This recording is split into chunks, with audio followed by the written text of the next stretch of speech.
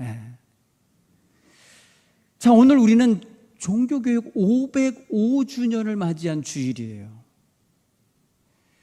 종교개혁 기간이 정말 어떻게 보면 그런 절기, 그런 어떤 뭐랄까요, 좀 미신적인 것들과 연결되어 있고, 그 다음에 타락한 로마 가톨릭 교회의 그런 어떤 공로주의, 행위주의, 치적주의, 이런 것으로 인하여 복음의 본질을 어지럽힌 사건, 면죄부 판매 사건하고 연결이 돼요.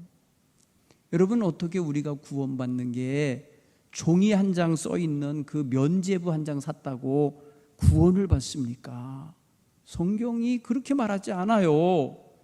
성경은 오직 예수 그리스도, 그 화목제물 되신 예수 그리스도가 나의 구세주이심을 믿고 영접하여 그를 통하여만 구원받을 수 있다고 가르치고 있고 전파하고 있어요.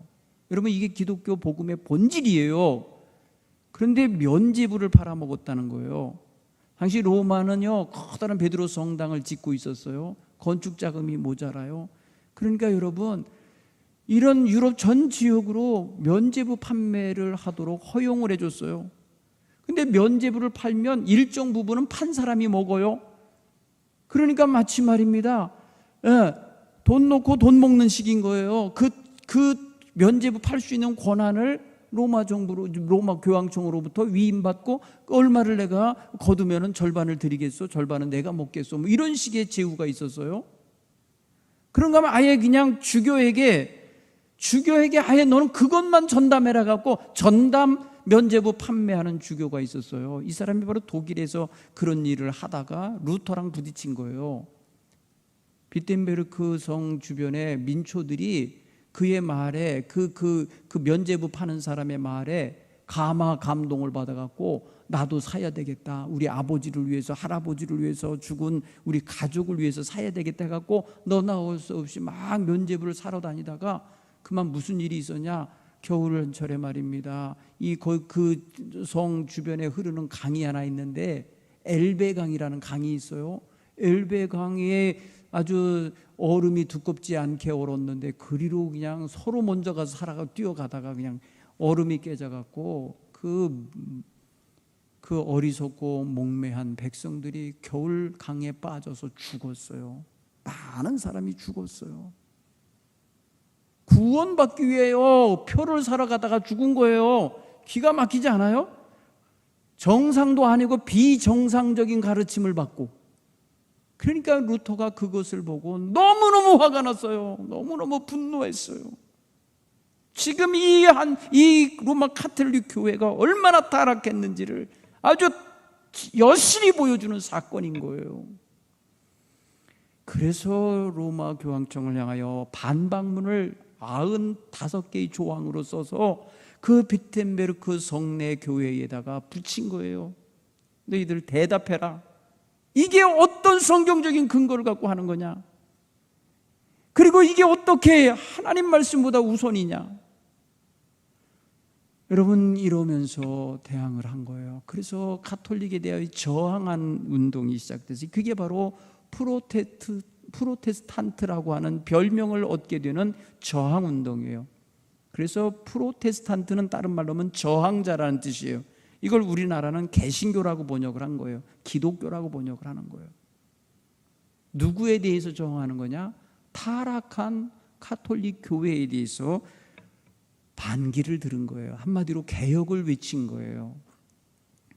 왜냐하면 성경대로 가르치지 않고 성경 말씀대로 복음을 선포하지 아니하고 엉뚱하게 인간들의 이 조작에 의하여 면죄부라는 기가 막히고 생각도 못할 만한 그런 티켓을 팔면서 이걸로 구원을 받을 수 있다고 말을 하니, 성경을 한 번도 읽어본 적이 없는 백성들은 믿을 수밖에요. 네? 여러분, 당시에 성경은 라틴어로 기록이 되어 있었기 때문에 일반 민족들은 읽을 수도 없었어요. 여러분, 이럴 때에 정말 성경이 침묵하고 있고 성경이 말입니다, 마치 감옥에 갇혀 있는 것처럼, 쇠사슬에 묶여 있는 것처럼 되어 있고, 백성들은 매일 그냥 성당에 가서 거기서 말하는 스테인드 글라스에 있는 이 뭐랄까요, 그림이나 보고 그걸로다가 가르치면 그런 줄 알고 있고, 또 말로 하면 말로 한 대로 그런 줄 알고 있고, 이렇게 속았던 거죠.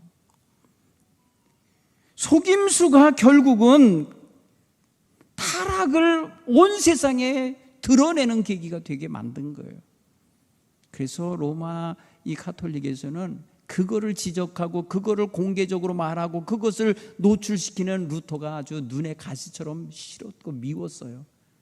그래서 국제회의, 보름스 회의라는 회의를 소집해 갖고 그곳으로 그를 소환을 했어요. 그래서 그곳에서 해명해라. 그리고 너 수도사로서 로마 가톨릭의 신부로서 그러면 되냐 하고 책망하고, 지금까지 했던 말 다 취소해라. 너 그동안 썼던 글 다 태워라. 뭐 이렇게 요구할 때 나는 그럴 수 없다. 마귀들이 이 성전에 기와장만큼 많아도 나는 그 앞에 굴복할 수 없다. 그래서 여러분, 루터가 파면, 출교, 추방 명령을 받게 돼서 죽게 됐어요. 죽게. 한마디로 말해서 기독교 세계에서 죽게 생겼어요.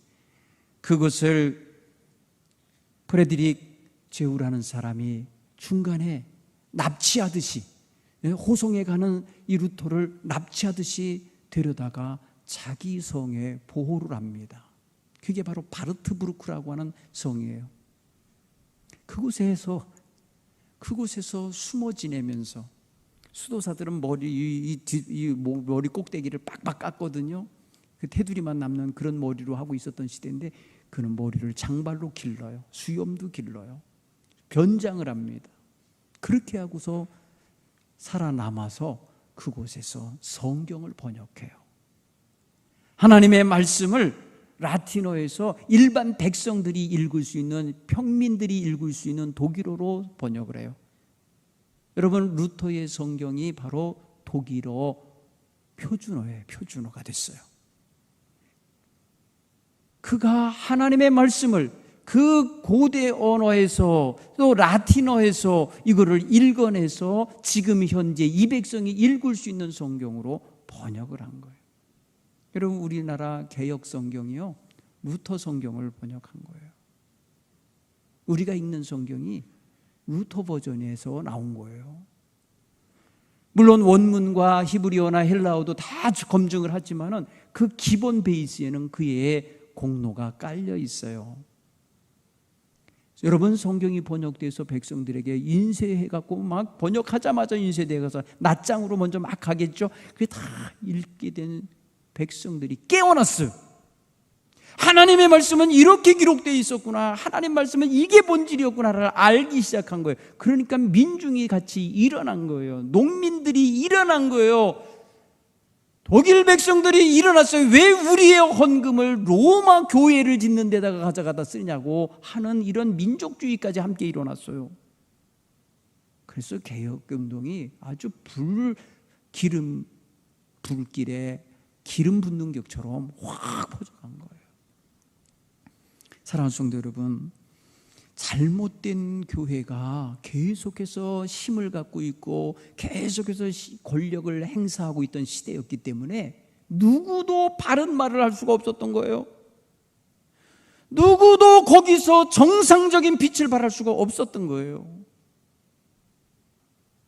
뭐라고 말했다가는 쫓겨나고, 너무나도 잘못하면 밥줄이 끊어지고 쥐도 새도 모르게 죽임당하고, 이러니까 누가 말을 하겠어요, 감히.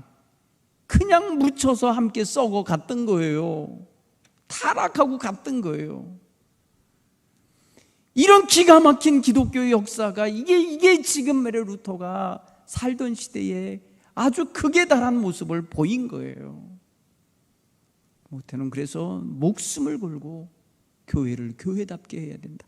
하나님의 말씀이 살아있어야 되고, 하나님의 은총으로 말미암아 하나님의 거룩하신 백성들이 살아야 된다는 걸 선포하는 거예요. 그래서 종교개혁의 가장 앞에 둔 게 오직 믿음으로예요. 그리고 오직 은혜로예요. 그리고 오직 성경으로예요. 이게 여러분, 루터가 높이 쳐들은 깃발인 거예요. 우리의 구원은 믿음으로,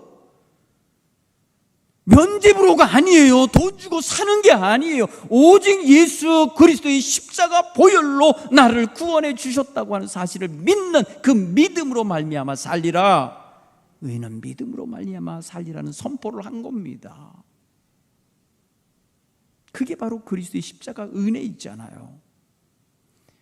그리고 그 모든 것이 성경이 증언하고 있잖아요. 그래서 성경의 가르침이 아닌 교황의 결정이나 그 추기경들의 결정이나 로마의 그 교황청의 회의 결과가 우선이 아니라 하나님 말씀이 우선이라는 거죠. 하나님 말씀보다 교황의 권위를 앞세우던 시대거든요. 교황 무호서를 주장했다고 교황은 잘못하는 일이 없다라고 주장하던 시대라고요. 그런데 하나님 말씀에 비춰보니까 엄청난 잘못들을 저지르고 있는 거잖아요.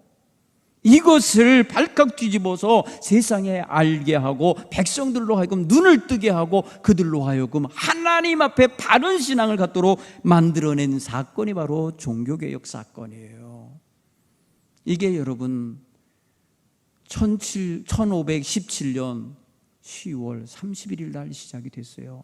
실제 정확한 날짜는 내일이죠. 공교롭게도 여러분 할로윈 데이가 내일이에요. 사실은 미국에서는 10월 31일 날 해요. 네. 우리나라는 뭔가를 서둘러서 그렇게 먼저 즐기다가 이태원에서 그런 사건을 만들어냈는지 모르겠어요.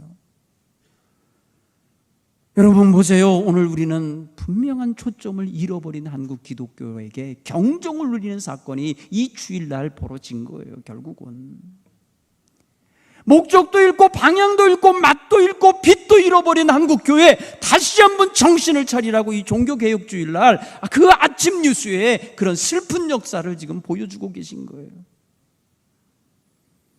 비탄베르크 성전 내에 그 95개 조항을 붙게 된 만들어낸 사건이 바로 그 엘베강에서 얼음이 깨져서 거기에 그냥 무지몽매한 백성이 그 찬 강물에 빠져 죽는 사건과 관계가 있다고 생각할 때 여러분 보세요. 저는 그게 딱 오버랩이 되는 거예요. 오늘 아침에 슬픈 역사. 우리나라는 물론 기독교 국가가 아니에요. 우리나라는 종교 다원주의가 있는 나라예요. 그냥 온갖 잡종교가 다 있는 세상이니까 누가 기독교가 영향력 있다고 말하지도 않잖아요.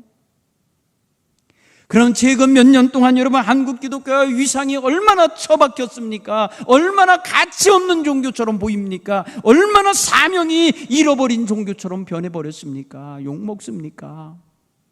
이거 기가 막힌 거예요. 초기 한국 기독교회는요, 교회가 있는 마을에는 탐관오리들이요 부임하려고 하질 않았어요.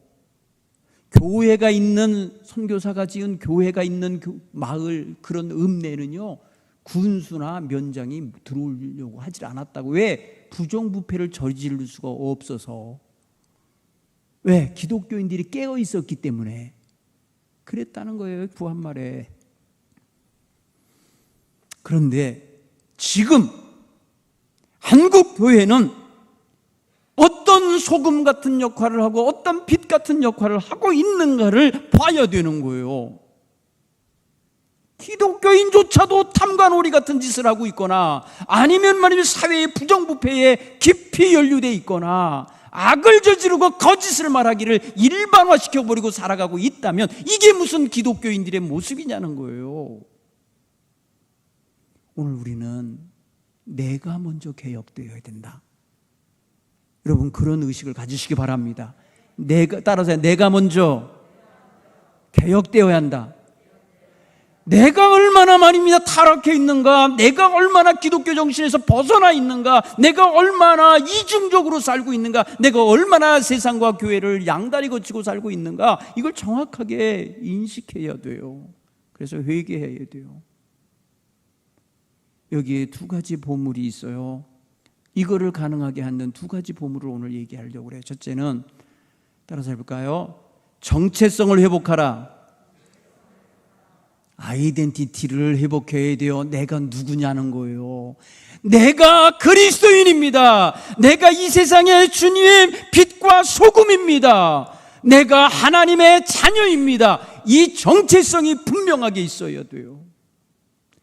이게 없으니까 우리가 자꾸 현찮은 모습이 보여지는 거 아닌가 싶어요. 여러분, 이거 분명히 확인하시기 바랍니다. 사람들은요, 인간은요, 일반 짐승, 동물하고 다른 점이 있어요.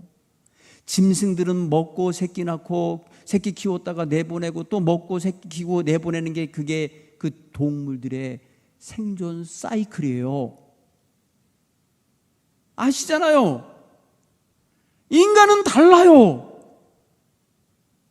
인간은 그렇게 하는 걸로 만족하는 존재가 아니에요. 나는 누구인가를 물어볼 줄 아는 인간이 특성이 있어요. 내가 누군가? 나는 어디서부터 와서 어디로 가는가? 나는 무엇을 위해 살아야 될 사람인가? 내 존재 이유가 뭔가? 내 가치가 어디서부터 나오나? 여러분, 이런 걸 생각하는 철학적인 존재예요. 철학적인 존재. 그런데 여러분, 인간이 지금 동물적으로 변하고 있는 거예요. 동물적인 본능만을 앞세우는 사회 문화가 되고 있는 거예요. 내 만족만 있으면 돼요. 내 쾌락만 채워주면 돼요. 내 욕망만 달래지면 그냥 만족하고 사는 세상이 되고 마는 거예요. 이렇게 되다 보니까 옳고 그른 거 분별을 잘 안 하려고 그래요. 여러분, 하나님의 백성으로서의 정체성이 분명한 사람들은 옳고 그른 것을 분명히 구별하고 살아야 백성임이에요. 믿습니까? 그래서 옳지 않은 것을 행하지 말고 옳은 것을 행하며 살아야 되는 거예요. 악과 선을 구별하고 살아야 돼요. 그래서 악한 것은 그 모양이라도 버려야 되는 거예요. 선을 취하여 살아야 되는 거예요. 불의와 정의를 구별하고 살아야 되는 거예요. 그래서 불의에 휩쓸리지 말고 정의를 외치며 살아야 되는 거예요. 빛과 어둠을 구별할 줄 알아야 되는 거예요. 그래서 빛에 속한 백성이 되어 살아야 되는 거예요. 이게 정체성이 분명한 성도들이 결정과 선택을 할 수 있는 그 마음의 기준점이 되는 겁니다. 내가 필요할 때마다, 내가 원할 때마다 그때그때 달라요. 기준이 달라져요. 그때그때 판단이 달라지면 이거는 잘못된 거예요. 이거는 분명히 우리가 정말 하나님 앞에 바로 서 있지 못한 증거예요. 하나님 거는 하나님에게, 사람의 것은 사람에게 할 줄 아는 구별법이 있는 거예요. 우리 성도들에게는. 근데 그런 거를 정확히 안 하려고 하는, 아주 얼버무리면서 가려고 하는 이런 모습들이 우리를 타락하게 만든다는 거예요. 두 번째 보물을 여러분 챙기셔야 돼요. 여러분, 정체성을 찾으면요, 계속해서 내 가치를 높여가는 활동을 하고 선택을 한다 그랬잖아요. 두 번째 있는 게 뭐냐면 내게 부여한 하나님이 주신 책무, 미션이 뭐냐는 걸 알아야 돼요. 다른 말로 말하면 사명을 말하는 거예요. 사명. 이 사명을 발견해내야 되는데, 사명을 발견해야 거기에 내가 부르심을 받았다고 하는 콜링, 나를 부르셨다고 하는 분명한 확신을 갖게 되는 거예요. 여러분, 사명의식과 소명의식이 붙어 있어요. 연결해서 마치 동전의 앞면과 뒷면 같은 거예요. 그래서 우리는 하나님께 불림받았습니다. 무엇을 위해서 불림받았냐? 무엇을 위하여? 이 목적이 있단 말이에요. 무엇을 위하여 살아야 되는가? 자기의 삶의 방향이 잡히는 거예요. 자기의 삶의 이유가 거기서 나오는 거예요. 자기가 그것을 이룰 때만이 내 삶의 가치가 있다는 게 깨달아지는 거예요. 그런 면에서 여러분, 우리의 사명을 아셔야 돼요. 나 각자의 사명을 발견하셔야 돼요. 내 사명이 무엇인가? 하나님은 내게 뭘 원하셔서 나를 이 세상에 지금 이 시대에 살게 하는가? 나로 하여금 지금 성도로서, 나로 하여금 그리스도인으로서 이 시대에 고민을 안고 살게 하시는 이유가 뭔가 발견해야 돼요. 여러분, 이런 것이 오늘 우리에게서 이루어지는 역사가 있기를 바랍니다. 오늘 예수님께서도요, 자기의 사명을 아신 분이에요. 요한복음 17장 4절에 이렇게 아버지께 말씀하셔요. 아버지, 내게 하라고 하신 일, 내게 하라고 맡겨주신 그 일을 제가 다 이루었습니다. 이 이루어서 아버지께서 이 세상에서 영화롭게 되게 하였사오니, 아버지, 창세전에 내가 아버지와 함께 하늘에서 누렸던 그 나눠 가졌던 그 영화로서 나를 영화롭게 하소서. 이게 여러분 예수님의 마지막 고별 기도예요. 여러분 예수님이 이제 며칠 있으면요 십자가에 달려 죽으셔요. 그 십자가의 상에서 마지막 말을 남기신 게 다 이루었다, 다 이루었다, 테텔레스타이 하면서 숨을 거두시거든요. 이 세상에 오신 목적을 다 이루게 되시는 그 모습. 그러니 이제 하나님 나를 아버지와 창세전부터 함께 누렸던 그 영화로서 나를 영화롭게 해 주옵소서. 내가 아버지께서 내게 하라고 하신 일, 맡겨주신 일을 다 이루어 드리오니 그렇게 해 주십시오. 이렇게 기도하는 거예요. 여러분 사명을 다 감당한 분의 기도인 거죠. 멋지죠. 예수님이 세상에 오신 사명을 알고 계셨어요. 여러분 예수님께서 요한복음 4장을 보면은 제자들이 먹을 것을 구하러 수가성으로 들어갔는데 예수님은 우물가에서 수가성 여인 사마리아 여인과 대화를 하고 있었잖아요. 그때 제자들이 와서 빵도 사오고 뭐 이렇게 해갖고 예수님 드세요 시장하시죠 하고 주실 때에 나에게는 너희가 알지 못하는 양식이 있노라 이렇게 했어요. 누가 먹을 걸 갖다 주셨나 보다 그렇게 제자들은 생각했는데 말씀하시기를 뭐라 그랬어요? 예수님이 하신 말씀을 한번 보세요. 예수님은 말씀하시기를 나의 양식은 나를 보내신 이의 뜻을 행하며 그 일을 온전히 이루는 이것이니라. 요한복음 4장 34절에 예수님은 자기의 양식으로 매일매일 먹고 마신 그것이 있는데 그게 뭐냐? 하나님이 나를 보내셨잖아요. 그래서 나를 보내신 이의 뜻, 하나님의 뜻을 행하며 그것을 온전히 이루는 것이 내 양식이다 이렇게 말씀하셔요.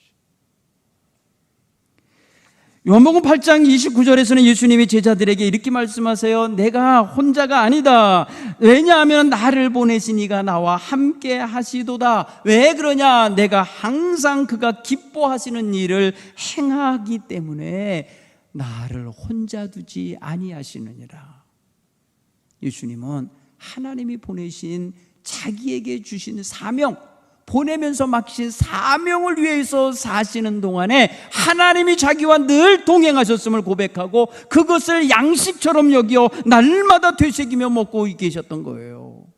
그리고 나서 마지막 기도할 때 아버지께서 나를 보내시면서 맡긴 그 모든 사명 내가 다 이루어 드리고 아버지를 영화롭게 하여 싸우니 아버지 나도 영화롭게 해주세요. 부활의 은총을 허락하시라고 하신 기도예요. 사랑하는 성도 여러분, 사도 바울이 자기 사명을 알았어요. 여러분 우리가 잘 알듯이 사도행전 20장에 보면은 그런 고백을 합니다. 그 앞에 성령님께서 이런 말씀을 하시거든. 네 가는 길에 환난이 있다. 네 가는 길에 너를 압제하는 압박이 있다. 너에게 고난이 있다라는 걸 알려주시거든요. 성령께서 그가 도착하여 머무는 성에서마다 그곳에서 증언자들이 나와서 말합니다. 당신 앞에 결박이 있어요. 당신 앞에 환난이 기다리고 있어요. 그러니 예루살렘에 올라가지 마세요. 이런 말을 계속해 주거든요. 그런데 사도 바울은 이렇게 말해요. 나의 달려갈 길과 주 예수께 받은 사명, 곧 하나님의 은혜의 복음을 증언하는 일을 마치려 하면은 나의 생명조차 조금 더 귀한 것으로 여기지 아니하노라. 하나님이 내게 맡기신 사명, 그거 완수하는데 나는 죽을 각오가 되어 있다라는 그 소리죠. 이게 여러분 사명을 발견한 사도 바울의 고백이었던 거예요. 자, 우리 한국교회 그리고 그 안에 있는 우리들 이런 사명감을 가지고 있는가? 우리가 주께서 맡기신 사명을 위해서라면은 목숨을 아까워하지 않으면서도 헌신할 준비가 되어 있고 깨어있는 자세로 살아내고 그렇게 행하려고 지금 하고 있는가를 돌아보아야 함이에요. 그게 여러분 우리의 삶의 자리에서 그렇게 이루어져야 돼요. 오늘 이 두 가지 보물, 내가 정체성을 갖고 있는가? 내가 사명감을 가지고 있는가? 이거를 확인하셔서 꼭 챙겨 가지시길 간절히 축원합니다. 기도하겠습니다.